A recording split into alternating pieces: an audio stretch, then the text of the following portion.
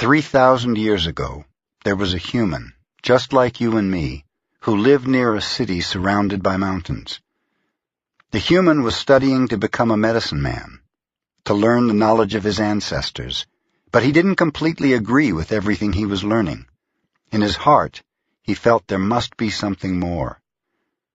One day, as he slept in a cave, he dreamed that he saw his own body sleeping.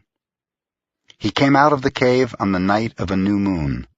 The sky was clear, and he could see millions of stars. Then something happened inside of him that transformed his life forever. He looked at his hands, he felt his body, and he heard his own voice say, "I am made of light. I am made of stars." He looked at the stars again, and he realized that it's not the stars that create light, but rather light that creates the stars. Everything is made of light, he said, and the space in between isn't empty. And he knew that everything that exists is one living being, and that light is the messenger of life, because it is alive and contains all information. Then he realized that although he was made of stars, he was not those stars. I am in between the stars, he thought. So he called the stars the tonal, and the light between the stars the nahual. And he knew that what created the harmony in space between the two is life, or intent. Without life, the tonal and the nahual could not exist. Life is the force of the absolute, the supreme, the creator who creates everything.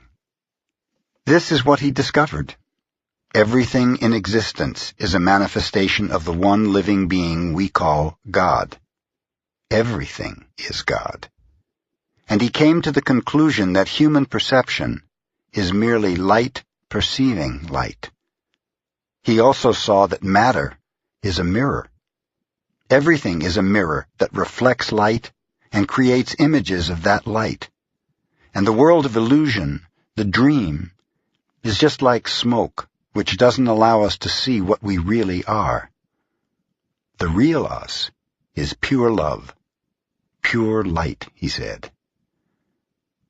This realization changed his life. Once he knew what he really was, he looked around at other humans and the rest of nature, and he was amazed at what he saw. He saw himself in everything. In every human, in every animal, in every tree, in the water, in the rain, in the clouds, in the earth.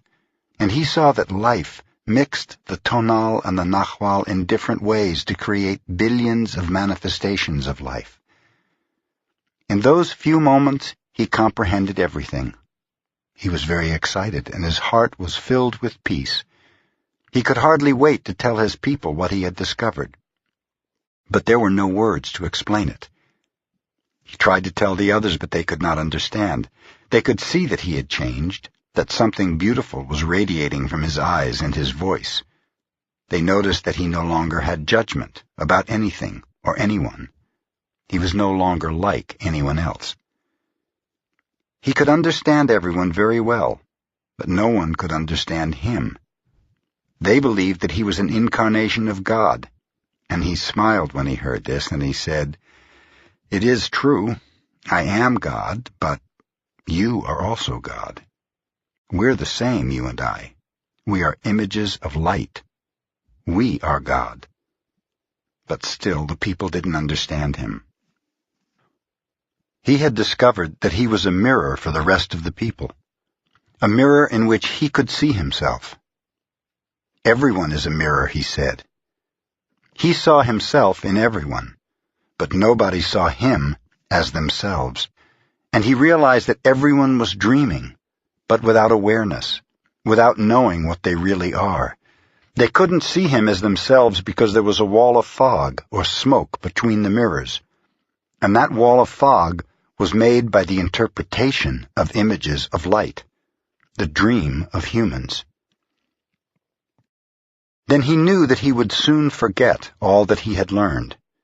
He wanted to remember all the visions he had had, so he decided to call himself the smoky mirror, so that he would always know that matter is a mirror, and the smoke in between is what keeps us from knowing what we are.